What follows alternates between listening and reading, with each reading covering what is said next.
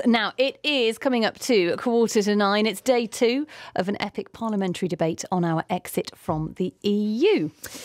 But what does it actually mean? The EU withdrawal bill is making its way through Parliament. It's been through the Commons, and yesterday and today it's being debated by the House of Lords. OK, so on the line now, we're joined by Jonathan Arnott. He is now an independent member of the European Parliament from the North East. Jonathan, no need to ask what side of the debate you're on here, but what do you make of what's happening today, yesterday and today, of course, in the Lords?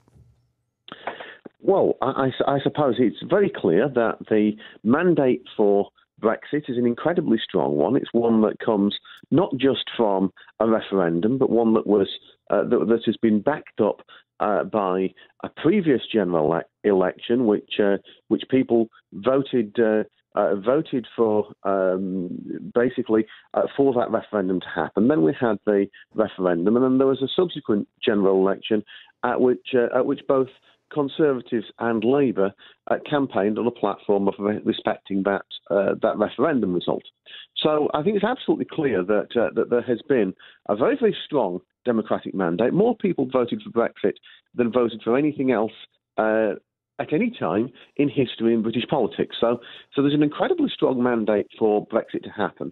Now, the House of Lords, of course, it is its job to be basically a scrutinising chamber to check that everything has been done properly and above board, and it has constitutionally that role. Now, we might have questions as to whether it's right in this day and age to have an unelected House of Lords. That's a reasonable question to ask, and of course, I make a point that the European Union itself is an undemocratic organisation, so I would be something of a hypocrite if I didn't say the same thing about an unelected House of Lords. But it is what it is.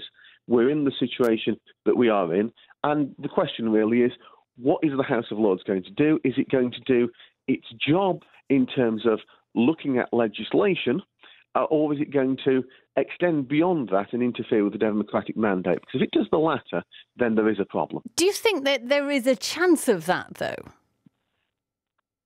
Well, quite likely. I mean, what you've got to realise is that the House of Lords, although it's an unelected body, it's also a body that really is very much not as representative as you might well expect it to be, because the people who have been appointed to it are that much more pro remaining in the European Union than the country as a whole. I mean, the idea is that they will be a talking shop. You know, Lord Beith was saying earlier, they are just pointing out problems with the bill. But essentially, you know, the Lords have said they don't want to send this bill off, and they've got it does have to go back. They will have to put it through. It will have to go back to the government. So do you really think that, sabotage is something the Lords are trying to achieve here?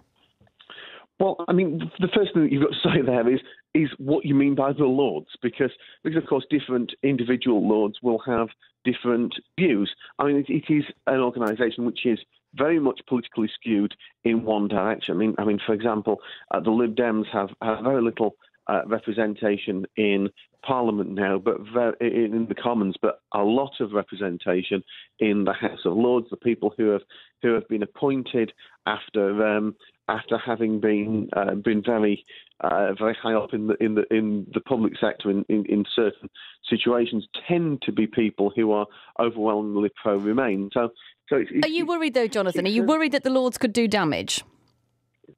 I'm worried that what could happen is that it could end up amending the bill to such an extent that it actually undermines the negotiations on Brexit itself, and that it makes it harder for the UK to end up getting a good deal. I'm worried that could happen.